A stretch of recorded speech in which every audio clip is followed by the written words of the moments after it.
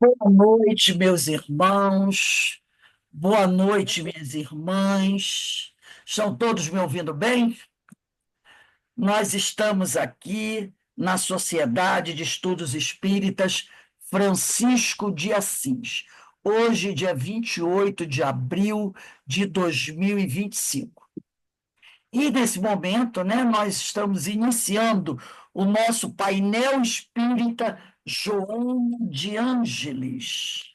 Hoje é a nossa última palestra do nosso painel espírita, né? Tivemos três palestras anteriores a essa, maravilhosa e com certeza, maravilhosas, e com certeza hoje estaremos encerrando outra palestra maravilhosa também. Essas palestras, esses temas, foram retirados desta obra. Momentos de consciência, momentos de saúde e de consciência. Psicografia do nosso querido e amado Divaldo Pereira Franco, estamos sempre pedindo a Deus que o abençoe, que o fortaleça, que o ampare, e da mentora Joana de Ângeles. E o tema de hoje, saúde e consciência, está no capítulo 5 da segunda parte desta obra maravilhosa. E nós recebemos aqui, para fazer o nosso estudo, o nosso irmão Robson Valentim, expositor espírita, que aceitou o nosso convite e veio estudar conosco para trocarmos ideia, para nos ajudar a compreender melhor esse tema tão importante. Mas antes de nós iniciarmos o nosso estudo da noite, eu vou ler uma pequena mensagem do livro Sinais de Rumo, de Francisco Cândido Xavier, pelo Espírito Emmanuel. E Emmanuel traz uma mensagem para a gente com o título Devolução. Emmanuel diz assim: queres felicidade? Felicidade, porém, uma construção a fazer. O alicerce está em ti mesmo. Recorda, terás sempre o que deres de ti. O retorno é da lei. Ainda mesmo que em migalha, distribui a esperança e a alegria. Mesmo sofrendo, oferece sorriso aos outros, tanto quanto puderes. Faze os outros felizes. Pouco a pouco terás centuplicadamente aquilo que semeias. Não te esqueças, felicidade é devolução. Então, meus irmãos, vamos elevar o nosso pensamento ao alto, ao nosso Pai Criador, ao médico Jesus, o médico das almas, Francisco de Assis, aos espíritos amigos que tanto nos auxiliam na nossa caminhada, rogando ao Pai que nos abençoe, que sempre nos possa proporcionar a sua misericórdia, que sabemos que nunca nos faltou. Mas Jesus nos ensinou a conversar com o Pai e a pedir. Então, nós pedimos sim ao Pai que nos abençoe, que nos ilumine, que nos fortaleça. Pedimos também a Deus que abençoe e fortaleça todos aqueles nossos irmãos que nesse momento se encontram em desequilíbrio, se encontram afastados do Pai e que se encontram em sofrimento. Que eles possam ser amparados, fortalecidos, mas que eles compreendam que somente através da vivência dos ensinos do Mestre Jesus conseguiremos alcançar a verdadeira felicidade. E assim, envolvidos por essas vibrações amorosas que caem do alto, pedimos ao Pai que abençoe o nosso irmão Robson Valentim, abençoe a sua família, o seu trabalho no bem, o seu trabalho civil, e que esse companheiro possa sempre estar conosco, nos auxiliando a compreender um pouco mais os ensinos do Senhor. Assim, Pai, de forma muito humilde, te pedimos amorosamente que nos dê a permissão para iniciarmos a nossa reunião pública da noite de hoje. Graças a Deus. Meu irmão Robson, você tem até 7h25, se precisar ir até 7h30 para fazer as suas reflexões, fica à vontade. Que o Pai continue a te abençoar. Boa noite a todos. Estão me ouvindo bem, né? Tá tudo legal, né? Perfeito. A gente sempre começa agradecendo mais uma oportunidade que vocês dão a gente de trabalho, pelo carinho, pelo convite, e pede aos espíritos que possam estar nos ajudando agora para que a gente possa estar tornando esse momento proveitoso. Eu estou falando aqui de Nova Iguaçu, do Centro Espírita, que também é vinculado ao Leon Denis, de Bento Ribeiro, mas o nome aqui é Fraternidade Oficina do Amor, que é uma escola primária. Então, eu estou numa sala de aula e quando for 7h30, a gente começa aqui o curso do Evangelho segundo o Espiritismo. Então, eu vou estar encerrando 7h20, 7h25 mesmo, tá bom? Não vou passar muito, não. E a proposta hoje de estudo está numa página do livro que tem por título Saúde e Consciência. Uma página maravilhosa que vocês me deram a oportunidade de ler e de meditar sobre ela. É uma página que vem falar sobre consciência. Vamos lembrar alguns conceitos para a gente poder entrar na página? Vamos lembrar que a gente, quando pega o livro Grande Enigma, de Leon Denis vem falar que a gente consegue conversar com uma pessoa que é ateu sobre Deus, mostrando a presença de Deus, em primeiro lugar, na natureza e dizendo que as leis de Deus estão gravadas na consciência de cada um de nós. Né? Primeiro ponto que Leon Denis parte. E a gente fica, peraí, a lei de Deus está gravada na minha consciência? Como é que funciona isso? E a gente, para poder ter um entendimento disso, a gente pensar assim, em primeiro lugar, quando eu faço alguma coisa contrária à lei de Deus, algum sentimento me mostra que eu estou no caminho errado. Tem alguma coisa que eu sinto que mostra que eu estou no caminho errado. Mas, vamos pegar aqui, eu vou pegar um exemplo que eu usei recentemente, até num estudo que eu fiz lá no Leon Denis mesmo. Né? A primeira vez que a gente toma café, se o café estiver sem açúcar, eu pergunto para vocês, é agradável o gosto? É gostoso? A maioria vai dizer que não. Mas aí o que acontece? Todo mundo faz, todo mundo toma, bota um açúcar aqui, bota um creme aqui, a gente transforma uma coisa, né, que não era um paladar tão bom, de repente passa a ter um paladar agradável e transforma aquilo até em costume. Hoje o café é catalogado pela OMS como uma droga, né, que ela altera o sistema nervoso, mas a gente faz uso do café. Assim é com a nossa consciência. As leis de Deus estão escritas aqui na gente. Todas as vezes que você viola a lei de Deus, você sente alguma coisa, mas você. Todo mundo faz, já vou continuar fazendo. E aí começa a não dar muita atenção, né, a esses avisos que chegam da nossa consciência. E a gente lembra que a gente vai encontrar lá no Livro dos Espíritos uma perguntinha que fala assim: como é que eu faço para ser feliz na Terra? Aí os Espíritos falam: a felicidade absoluta aqui é muito difícil porque o mundo aqui é de expiações e provas, e é um mundo que o tempo todo a gente está passando por mudanças, como dizia lá o poeta numa das músicas, né? Sem pedir licença muda a nossa vida e depois convida a rir ou chorar. Acontece isso com a gente aqui o tempo todo. Mas, se você quiser a felicidade relativa enquanto a gente está aqui, 3 segredos. Uma, em relação à vida material, posse do necessário. Em relação à vida espiritual, fé no futuro e consciência tranquila. Então, olha bem como é que esse tema consciência ele mexe com a gente. Aí a Joana de Ângeles pega aqui o início do texto e fala assim: a fim de que a pessoa adquira ou preserve a saúde, é imprescindível a conscientização de si mesmo, da sua maneira de ser. Então, no primeiro momento, para que eu tenha saúde, ou para que eu preserve a saúde, eu começo a ter que trabalhar a conscientização de mim. Todo mundo quer ter saúde, né, gente? E quando a gente vai falar de saúde, a gente tem a oportunidade de participar de um trabalho já há pouco mais de 15 anos, que é um trabalho de visita a pessoas que estão doentes nas suas casas mesmo. E o espírito que coordena o nosso trabalho, ele fala para a gente assim: é possível você ter uma doença e não ser doente. Olha só que coisa interessante. É possível você ter uma doença e não ser doente. E aí a gente começou a pensar, assim, até refletindo nessa afirmação desse espírito. O nome desse espírito é Adolfo Possoli. Aí, e também o doutor Herman também fala a mesma coisa. Eu fiquei pensando no seguinte: olha, se eu daqui a pouco vou desencarnar e vou voltar para o mundo espiritual, se eu sou um espírito imortal, eu não sou isso aqui. Esse corpo que eu estou usando agora está sendo concedido aqui pela natureza, mas daqui a pouco ele vai para dentro de um caixão de madeira, vai entrar em decomposição ou vai ser cremado. O que eu sou é espírito mesmo de verdade. Então, daqui a pouco, eu não vou estar mais com esse corpo, eu volto para o mundo espiritual e lá eu estou vivendo um mundo puramente mental. Então, gente, o que é melhor? A pessoa que tem um montão de enfermidade no corpo, mas a mente está equilibrada? ou aquela pessoa que está todas as taxas de glicose, triglicerídeo, colesterol, tudo em cima, tudo certinho, mas a mente está atormentada por depressão, ansiedade, síndrome do pânico, transtornos psicológicos. O que é melhor?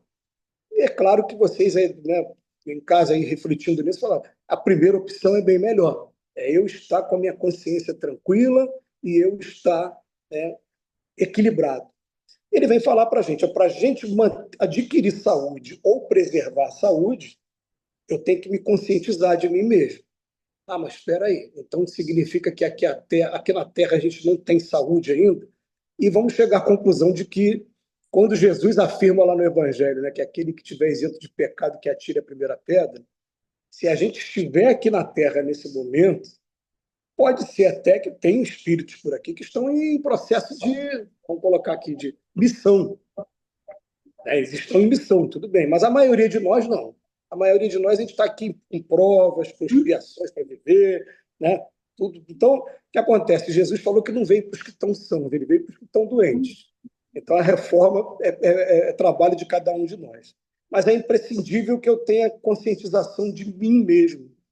Por isso que a gente vai encontrar lá no final do Livro dos Espíritos, Santo Agostinho, quando vai falar do autoconhecimento, fala qual é o segredo, qual é o ponto de partida para nós que estamos aqui na Terra, para a gente conseguir cumprir bem o nosso papel. Ele fala, ó, em primeiro lugar, um sábio da antiguidade já nos disse, conhece-te a ti mesmo. Quer saber como é que eu fiz quando eu estava aí, encarnado com vocês? Eu fazia o seguinte, ó, todo dia à noite, todo santo dia à noite, quando eu ia botar a cabeça no meu travesseiro, eu dava uma passada pelo dia todinho e interrogava a minha consciência se naquele dia eu não tinha feito alguma coisa que fosse contrária à lei de Deus, que tivesse causado prejuízo ao próximo ou tivesse causado prejuízo a mim mesmo. E vocês vão perceber o seguinte, né? Quando a gente começa a fazer disso um exercício, um hábito, até aquilo que você não queria saber, a sua consciência vai começar a te informar. Porque tem coisa, pelo menos comigo acontece isso, né? Às vezes eu fecho os olhos, faço essa prece comigo mesmo, eu sei que quem está me respondendo é o meu anjo da guarda, ou então um espírito familiar muito querido, mas vamos botar, na maioria das vezes, é anjo da guarda. Aí ele me avisa, ó, você fez isso, você falou dessa maneira. Eu falo, olha, mas eu falaria de novo, se acontecesse de novo. Aí ele fala para mim, eu sei, mas você não está pedindo para eu te ajudar? Eu estou dizendo que está errado.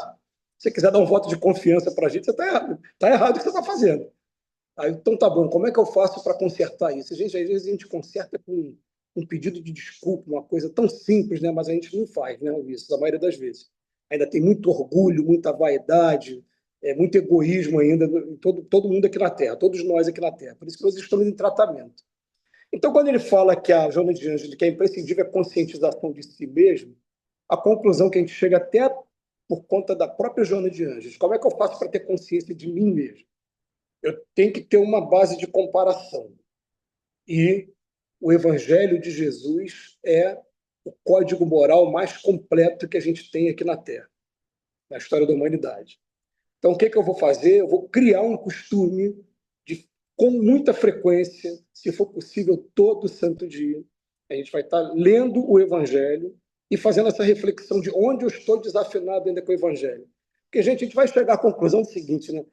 A gente, se alguém perguntar para a gente, você é cristão? Eu falo, eu sou espírita, sou cristão.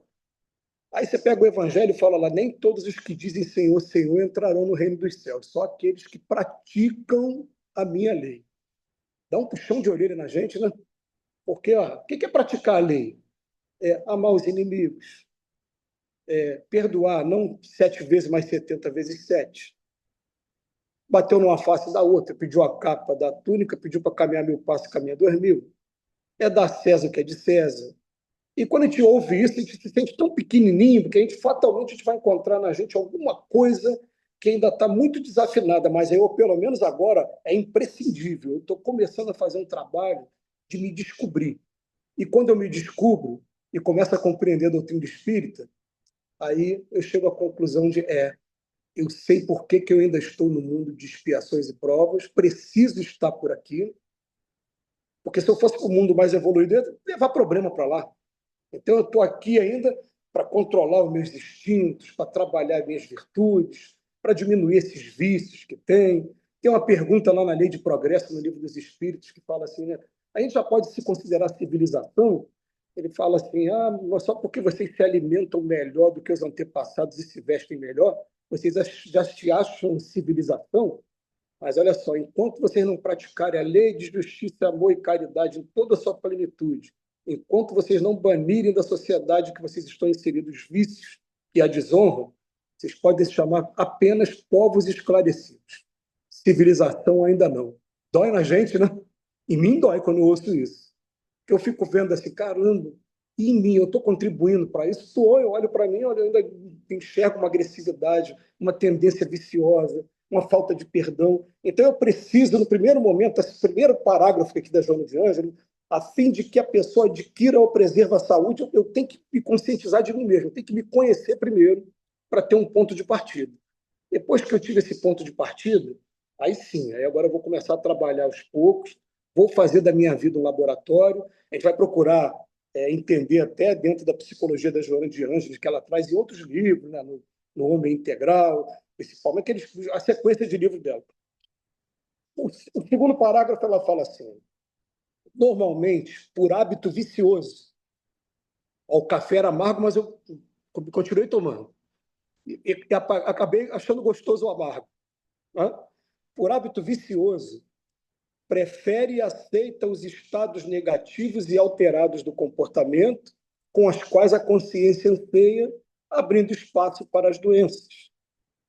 Permite-se, desse modo, raiva, ciúme, queixa, ansiedade e tomba em depressões injustificáveis que são as portas de acesso a enfermidades variadas. Há uma coisa que a doutrina espírita trouxe para a gente de maravilhoso, é que quando você abre o Evangelho segundo o Espiritismo, logo no primeiro capítulo, tem um texto que fala assim, a aliança da ciência e da religião. Se a ciência e a religião foram criadas por Deus, ela não pode estar se antagonizando. E o que que isso vem provocando na gente de reflexão? Vem mostrando para a gente, de um tempo para cá, que, na verdade, todas as enfermidades que eu ainda trago aqui no meu corpo físico, elas são decorrentes do espírito que sou eu ainda. É como assim é? Ou são enfermidades kármicas de lesões que eu provoquei no meu perispírito, eu provoquei, tá? Eu posso provocar lesões no meu perispírito através do suicídio, eu posso provocar lesões do meu perispírito na agressão que eu cometi ao próximo, ou então até mesmo no complexo de culpa. Esses três itens estão lá, quem quiser depois conferir, está no final do Evangelho segundo o Espiritismo, capítulo 8. Tem um texto lá que fala assim, bem-aventurados que têm os olhos fechados. Depois confira lá. Aí eu trago essas marcas comigo no meu perispírito, que são consequências do passado. Mas muita coisa, como diz lá no capítulo 5, do Bem-aventurados Aflitos, estão sendo causas atuais. Sou eu que, com o meu comportamento agora, eu estou me deixando ficar muito nervoso, muito ansioso, muito aflito e estou trazendo uma série de enfermidades. Olha, existe um livro da Joana de Ângeles, que esse livro assim, a gente aconselha, mas não é nem aquele livro para você ler como se lê um romance. É o livro para você deixar na prateleira. O nome dele é Conflitos Existenciais. Se alguém que já teve oportunidade de ver esse livro, qual é o objetivo do livro? Assim como, vou deixar outra referência bibliográfica, tá? Dores da alma e prazeres da alma do Espírito Hamed. Qual é o objetivo do livro? Ele fala assim, medo. Qual é a origem do medo no ser humano? Aí dá uma origem lá que explica a gênese do medo. Depois fala, o que que o medo faz no nosso corpo? E faz um monte de coisa no nosso corpo. Como é que eu faço para tratar? Aí vem o tratamento. Aí bota lá, ansiedade, raiva. A raiva é fácil falar, que a gente acaba conhecendo mais, né? O que que a raiva faz no nosso corpo? Acelera o metabolismo. Ela faz com que eu me torne uma pessoa hipertensa. Ela provoca o hipertireoidismo. Aí o que que acontece? Eu procuro o médico. O médico vai me receitar aí, dentro da nossa farmacologia, os remédios para a gente estar tratando. Mas, se não tiver a evangelioterapia, se eu não mudar o meu comportamento, não vai adiantar nada. Eu não vou conseguir chegar nunca na saúde. Eu vou ficar semelhante àquela pessoa que está gripada, está tomando remédio para gripe, mas aí entra no banho, sai sem camisa, molhada e abre a geladeira, abre o congelador. Ele está tomando remédio, mas continua se expondo o tempo todo. Aliás, uma vez a gente ouviu até do espírito do Dr. Herman, ele falando o seguinte para a gente, né? Para quem não conhece o espírito do Dr. Herman, ele diz que ele foi um médico na Primeira Guerra Mundial, né? Ele fala que quando ele encarnou na Alemanha, ele veio junto com um grupo de espíritos já para trazer o projeto Genoma, o estudo do DNA, tudo isso que a gente só veio conhecer no final do século passado, lá no início do século eles já vinham trazendo. Só que a guerra acabou atrapalhando tudo, porque ainda pegaram os projetos todos, né? E transformaram em mutação genética, né? Desvirtuou tudo.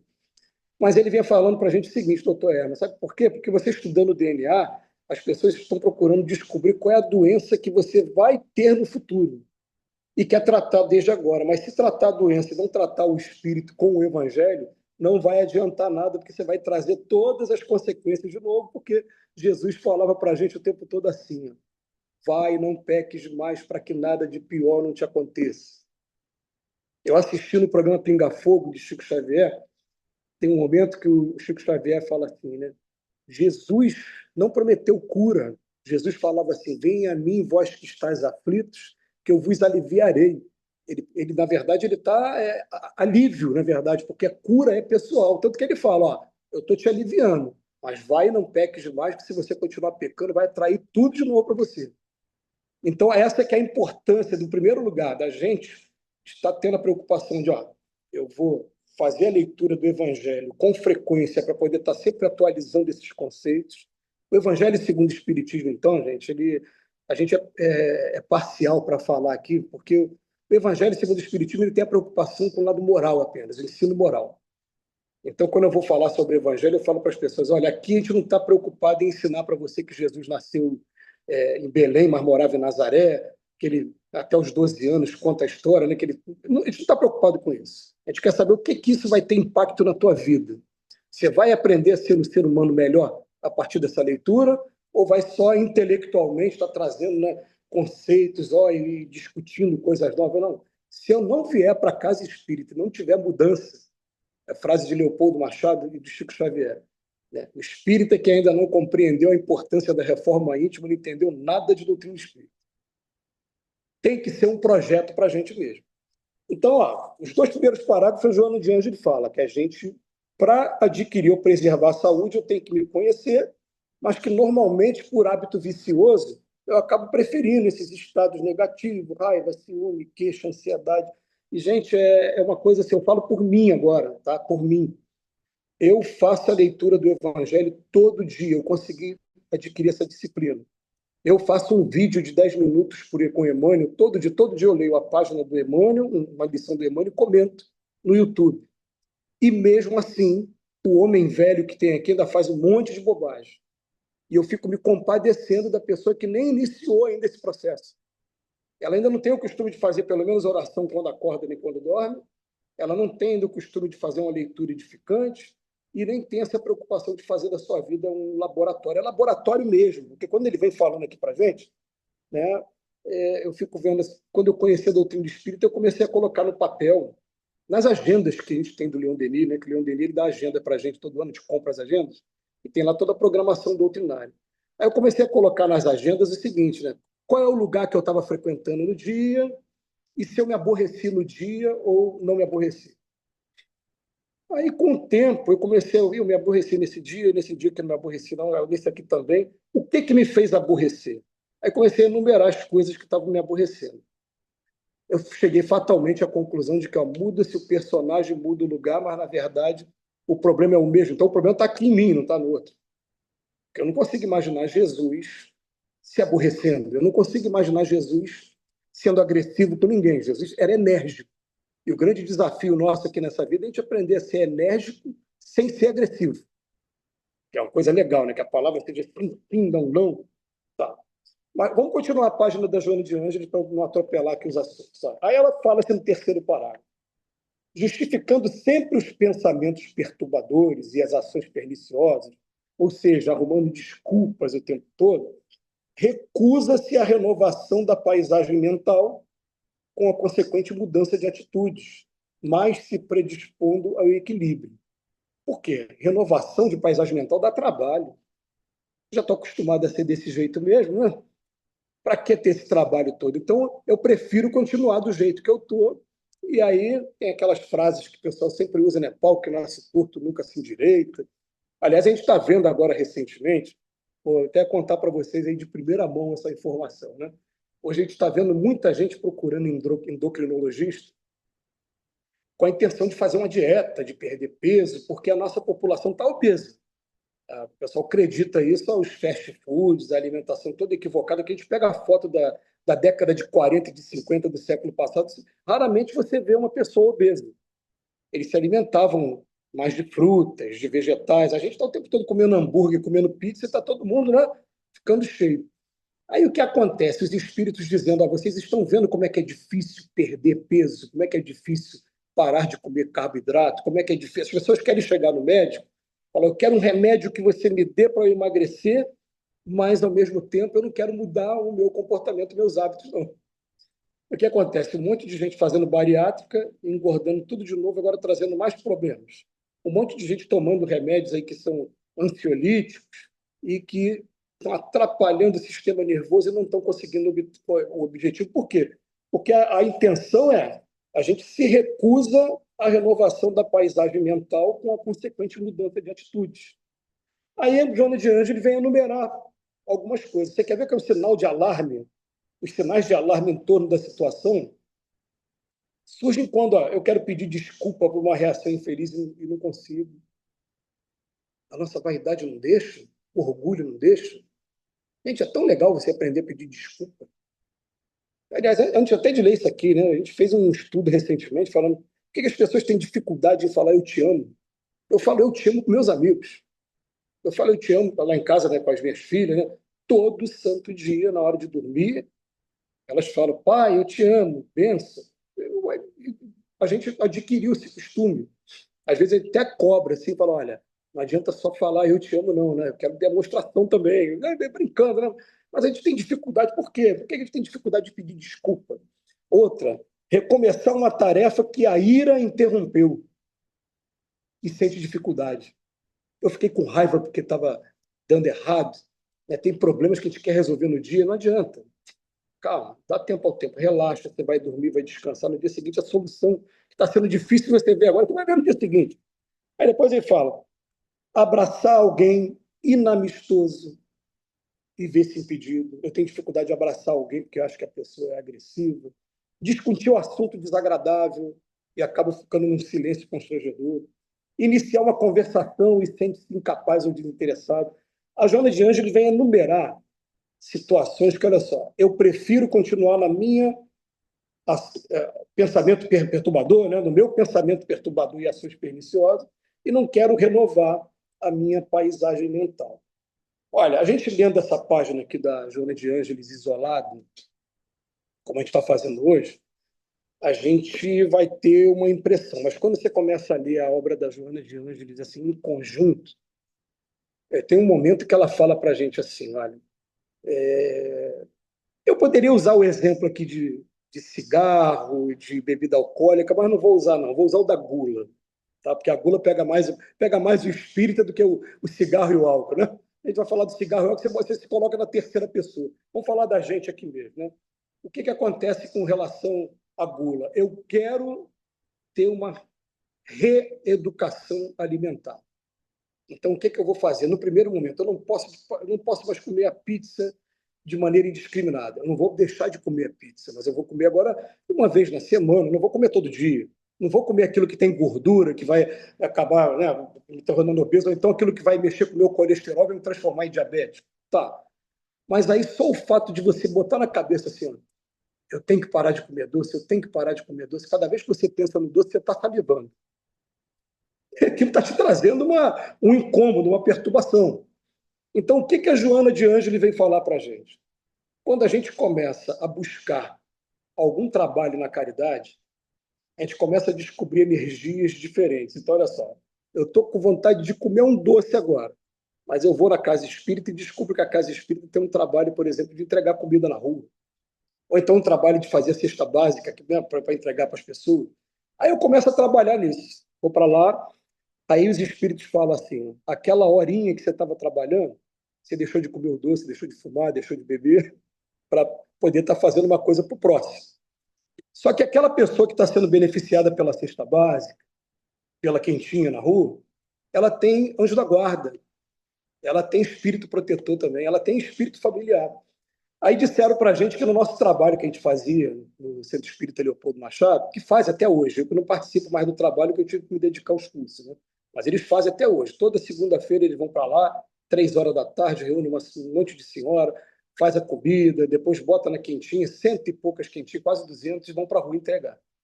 Quando você entrega lá quentinha para um morador de rua, ele tem os espíritos que gostam dele, aí os espíritos seguiam a gente para saber quem era a gente, conhecia o centro e muitos deles depois de receber a informação de que eles vieram trabalhar com a gente. Eles ficaram tão gratos assim no primeiro momento, falaram, poxa, eu estou tentando fazer por ele, não estou conseguindo, você pelo menos está levando a comida? Ah, então tá. Então, ó, eu conquistei um amigo no plano espiritual. E aí a gente vai entender por que fora da caridade não há salvação. A gente vai conquistando amigos, rede de solidariedade, mas com uma observação que possa às vezes ser um pouco repetitivo nesse exemplo, mas foi um exemplo que marcou tanto. Vocês devem lembrar que tem um filme que passou na década de 90 chamado A Lista de Schindler, aquele Oscar Schindler, que foi um austríaco que depois foi para a Alemanha, né? E ele, durante a Segunda Guerra Mundial, ele salvou mais de 2.000 judeus do Holocausto. Não sei se vocês já ouviram falar, lembram disso, né? Aí nós recebemos uma vez uma mensagem do plano espiritual lá no Leon Denis, falando assim, ó, o Oscar Schindler, ele, na biografia dele, na última existência dele, ele ainda era alcoólatra, ainda gostava de fumar e ainda era viciado na sensualidade. Mas ele ganhou 2.000 e poucos anjos da guarda agora do lado dele, 2.000 e poucos espírito grato para ele. Quem vai ter que vencer o alcoolismo, o tabagismo e a sensualidade vai ser ele. Mas ele vai ter a ajuda de muita gente, intuindo para ele tomar outros caminhos. Ah, então, peraí. Então, quando eu estiver lutando contra uma tendência viciosa minha, a prática da caridade faz isso. O tempo que eu estou lá, eu não estou me viciando. Ainda estou fazendo amizades que vão se interessar por mim e daqui a pouco vão facilitar esse trabalho, vão estar, né, vão estar criando situações para que eu consiga vencer eu mesmo. Falei, então é um caminho bastante interessante mesmo para a gente começar a pensar nele, né? Mas o problema é que a gente fica estagnado, muita gente, né, tem a preguiça de estudar, ou então uma dificuldade enorme que a gente tem de promover essas mudanças na gente mesmo, e a gente vai percebendo o seguinte, vai trazendo mais saúde mental, né? Quantas vezes a gente não fala aí, né, gente, que a gente não vem para a casa espírita, quando sai daqui da casa espírita, a gente sai melhor do que chegou? Por quê? Porque nesse momento aqui, eu estou empregando a minha energia para uma coisa que vai ser muito salutar para mim e para outras pessoas. Porque sempre que você está falando é que tem alguém ouvindo e adquirindo alguma coisa, procurando tomar coragem de fazer alguma coisa. Então vou fazer o seguinte, olha só. Eu quero fazer uma reeducação alimentar. E estou tendo dificuldade.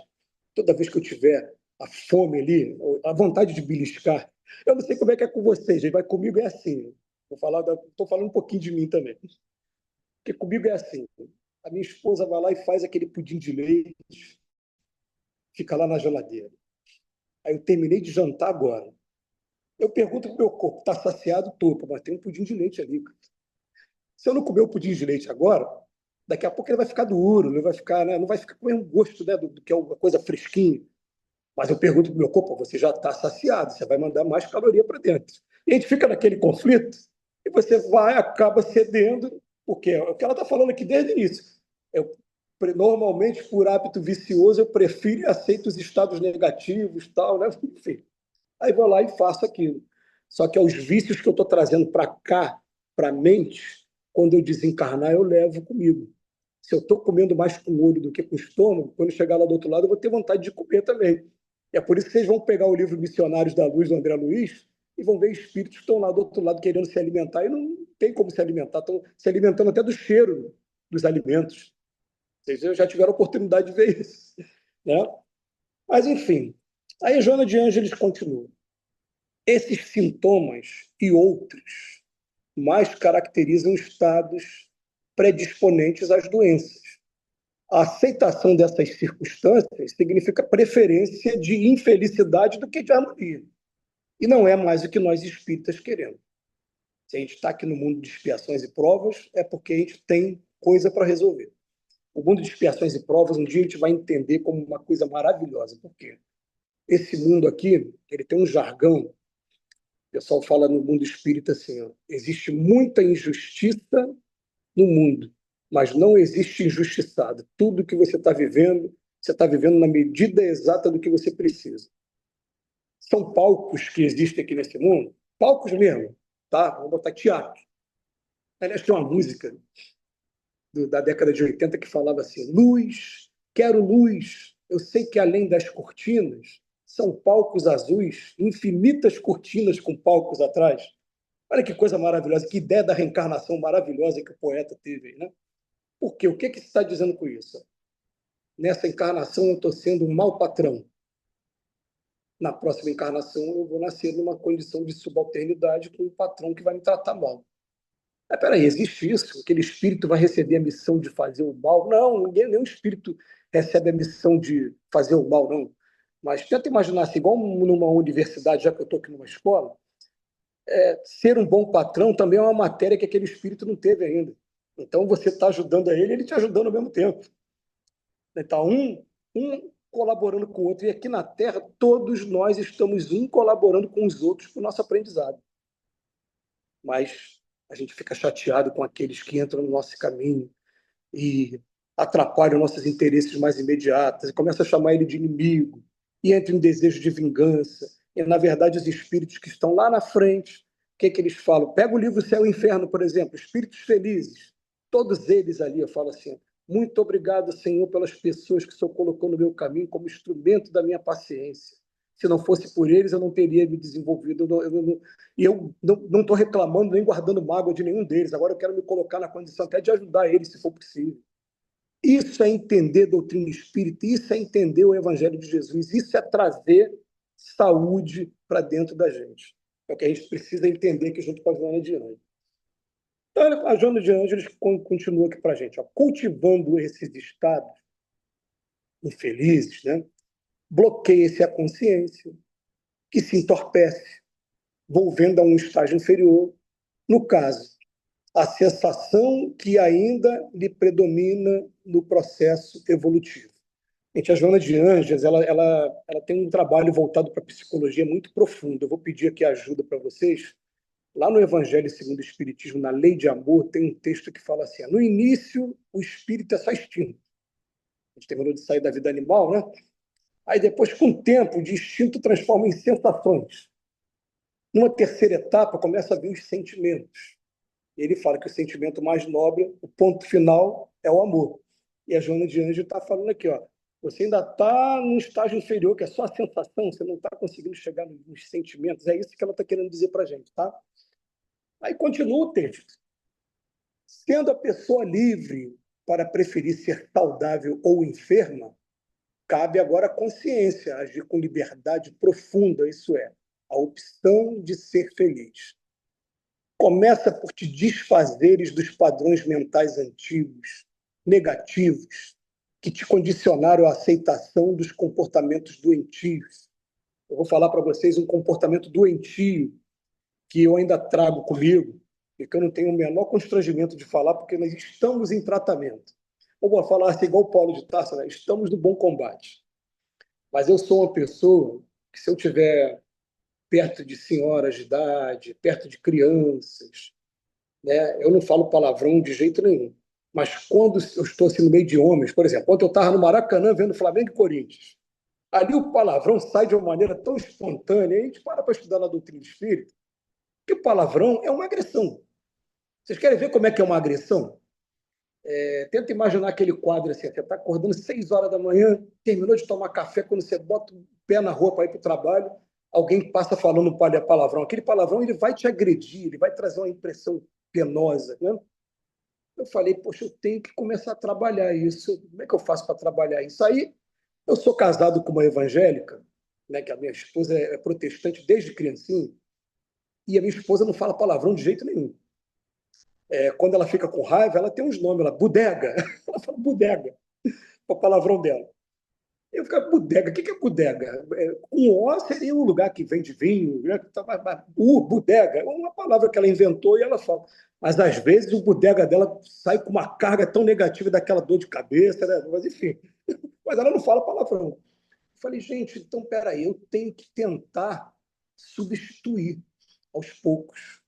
Eu tenho que, como é que eu vou fazer, né? Quando eu der vontade de falar um palavrão, eu substituir aquela palavra, não vou falar aquele palavrão, vou falar uma outra palavra. Aí eu comecei a fazer isso aos poucos. Então tem uma palavra que eu uso muito hoje, eu falo assim, é um cabeção mesmo. A geração nova vai falar que isso é bullying. Mas eu vou falar assim, ó, né, não, cara, antes de falar cabeção, eu falava o palavrão. Eu consegui substituir. Deixa eu falar o cabeção agora, depois na próxima encarnação, até nessa mesmo, de repente eu tento substituir por um nome melhor. Mas eu já conheci pessoas que todas as vezes que precisam utilizar uma palavra de explosão emocional, olha a palavra que ela usa. Jesus, mas isso eu não consigo, não. Eu não consigo. Falar Jesus na hora que você está com raiva, eu não consigo. É uma coisa minha. Mas tem gente que consegue. Mas eu fiz até um estudo assim, falando, o que é um palavrão, gente? Palavrão, normalmente, são palavras que a gente usa, que chocam e que são usadas no momento de explosão emocional. Palavrão na época de Jesus era raca, se cuspia em posição de desprezo. Né? Na época da escravidão, você vê, tem uma palavra crioulo. Crioulo, você falar essa palavra na época, era briga mesmo, nos Estados Unidos ainda hoje. Crew, que significa o crioulo. É briga na hora. Né? Então, pô, você chegar hoje, chamar fulano de nazista, é como se fosse um palavrão. Aqui no Brasil, na nossa cultura, não, o sexo é tão tabu ainda, né, que a grande maioria dos palavrões são ligados ao sexo. É nome vulgar para órgão genital, é nome para conduta sexual de um do outro, é tudo assim. Falei, então até isso, o palavrão ele muda de um tempo para o outro. Né? Mas eu preciso fazer um tratamento. E aí a gente entra nesse tratamento, que a Joana de Ângeles fala assim, começa por se desfazer dos padrões mentais antigos, negativos, que te condicionaram a essa aceitação dos comportamentos doentios. O treinamento de novas maneiras de pensar, baseadas na ordem, no bem geral, na superação das próprias possibilidades, criará automatismos e reflexos que trabalharão pela tua harmonia e saúde. É necessário assumir o controle de ti mesmo, o que equivale a dizer a conscientização, esse estágio superior no qual a emoção vai conduzir a sensação. E não sou eu que já estou no campo de desenvolver o sentimento, vou voltar para a sensação, não. Agora eu vou ter a emoção que vai conduzir ali àquela sensação. Vocês lembram que quando a gente abre lá o livro dos Espíritos, na Lei do Trabalho, Allan Kardec fala que educação é o conjunto de hábitos adquiridos? Fala assim, eu não vou falar da educação intelectual das escolas, não. Quero falar da educação moral. O que é educação moral? Conjunto de hábitos adquiridos. O que é conjunto de hábitos adquiridos? Eu com as minhas duas filhas a vida inteira, qual é a primeira coisa que se faz quando acorda? Escovar os dentes. Não, sempre tem uma brincadeira. Fazer oração. Faz a tua oração. Agradece a teu anjo da guarda porque você está de volta. Agradece a Deus. Tá. Depois levanta, vai escovar o dente, senão ninguém vai conseguir chegar perto de vocês. Né? Vai tomar um banho, vai se arrumar, um para ir para a escola e um para ir para o trabalho. Tá bom. Aí a gente pegou o costume de só senta na mesa para comer quando todo mundo estiver ali. Só come quando todo mundo estiver. Tem gente que tem oportunidade, condição de fazer isso, tem gente que não tem, né? Eu e minha esposa, a gente trabalha muito perto de casa, a gente consegue ir para casa e sentar na mesa ali. Outra coisa, né? Às vezes fica na bronca, fulano está atrasado, vem, só vai. E são costumes fazer a oração antes de fazer a refeição.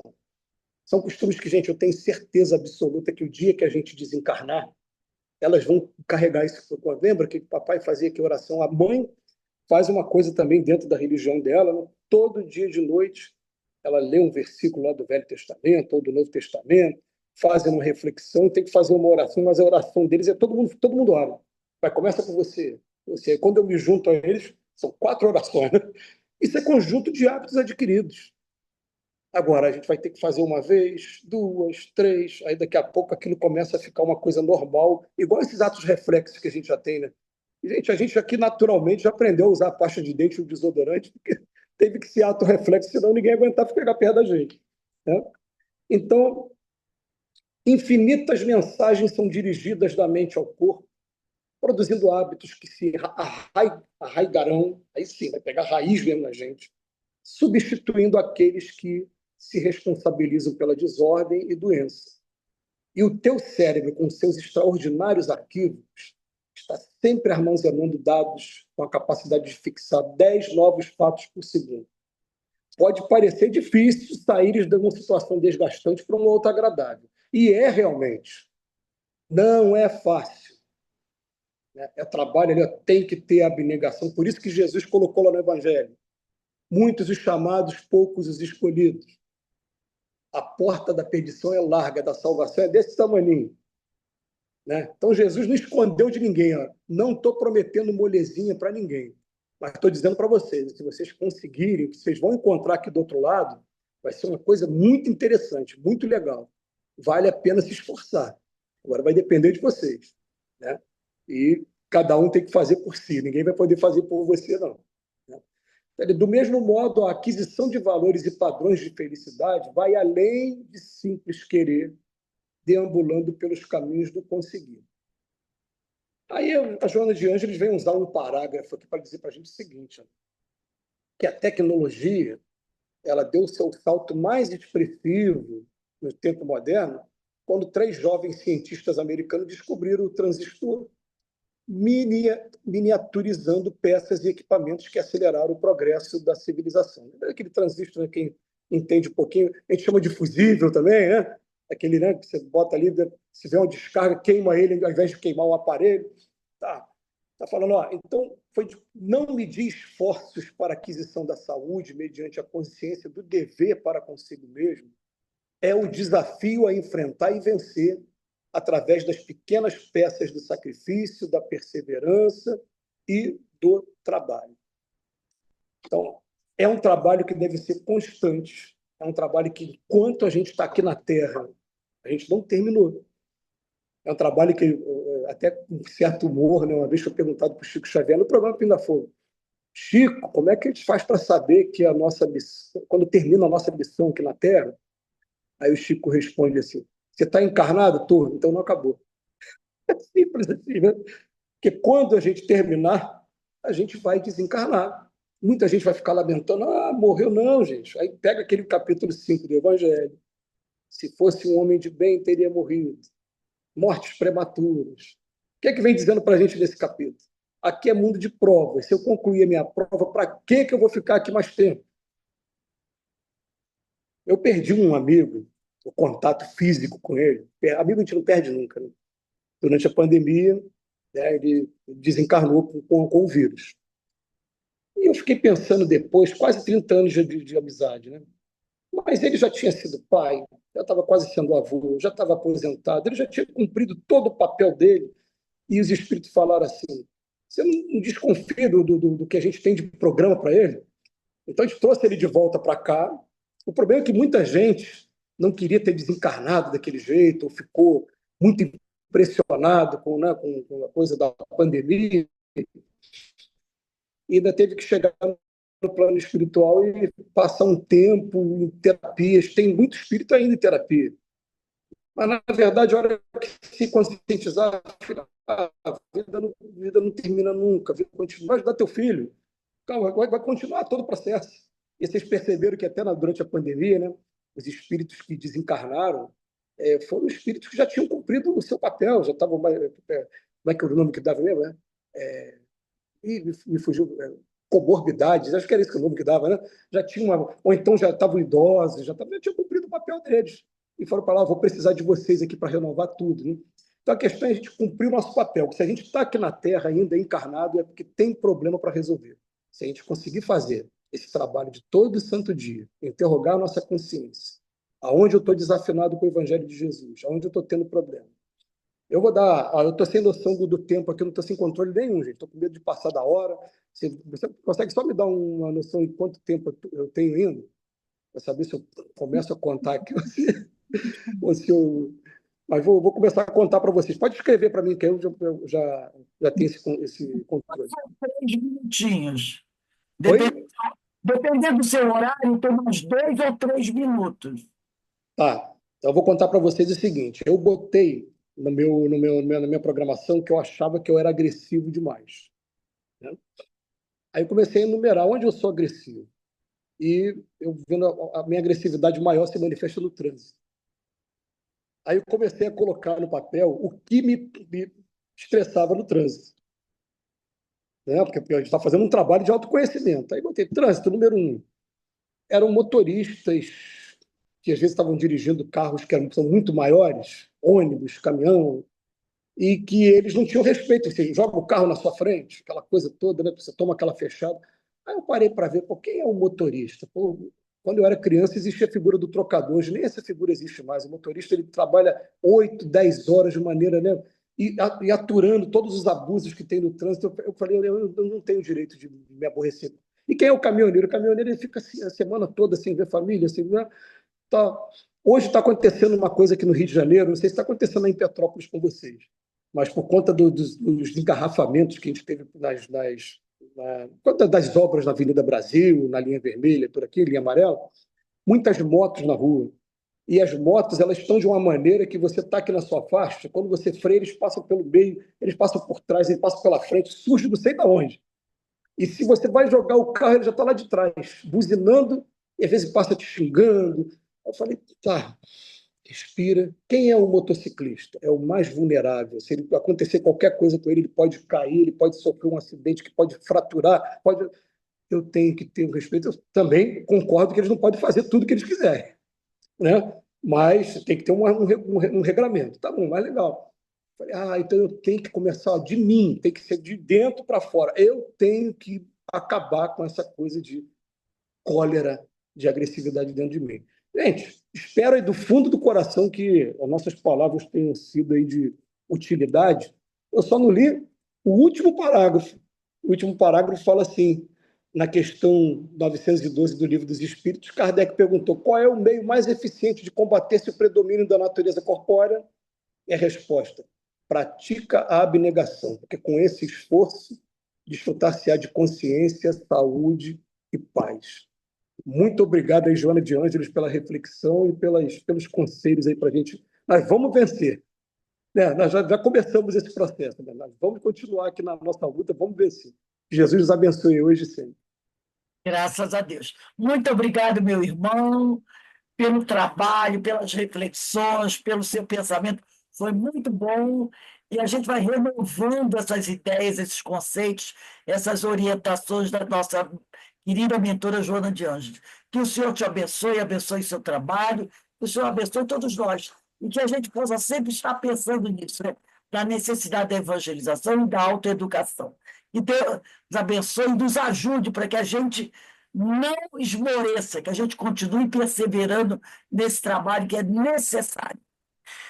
E leve, meu amigo, o nosso abraço aos companheiros da Fraternidade Oficina do Amor, que daqui a pouco estará iniciando o estudo do Evangelho, né? Que maravilha! Quantas pessoas beneficiadas. Então, meus irmãos, nós vamos encerrando aqui. Eu acho que o nosso painel Espírito Joana de Anjos foi maravilhoso, 4 palestras, companheiros que nos trouxeram o seu pensamento, seus estudos, e com certeza tocaram o nosso coração, nos ajudaram muito. Então, só temos a agradecer a Deus, a Jesus, a Joana, por essas orientações. E para a gente encerrar o nosso estudo aqui, eu vou pedir para a nossa querida companheira Joana fazer a nossa prece e agradecimento. Joana, por favor. Só um minutinho. Agradecemos ao companheiro Robson pelo estudo que ele trouxe nessa noite, para nos auxiliar e nos ajudar na nossa caminhada. E vamos elevar o pensamento a Deus, nosso Pai Criador, agradecido ao Pai e a Jesus pelas oportunidades que Ele nos oferece no nosso dia a dia, como esses estudos, como essas obras de Joana de Anjos, de outros espíritos, que estão aqui sempre, se colocando à disposição para nos auxiliar. Que as bênçãos do Pai, o amor de Jesus se derrame sobre todos nós, nos dando força, coragem, resignação para a nossa caminhada. Que tenhamos sempre a certeza que nós estamos sempre amparados por Jesus e por nosso Pai. Que Ele nos abençoe a todos e tenhamos uma noite, uma semana de muita paz, de muita luz e de muitas reflexões do nosso dia a dia. Fique conosco, Pai querido, fique conosco, Jesus, hoje, agora e sempre, na graça de Deus. Graças a Deus. Bem, meus irmãos, queremos deixar aqui uma boa noite para todos, de muita paz, de muita luz. Até, tchau! Quarta-feira estaremos de volta Boa por noite. Evangelho e do Sermão da Montanha. Que Deus nos abençoe. Boa noite, Obrigada, Robson. Boa noite a todos.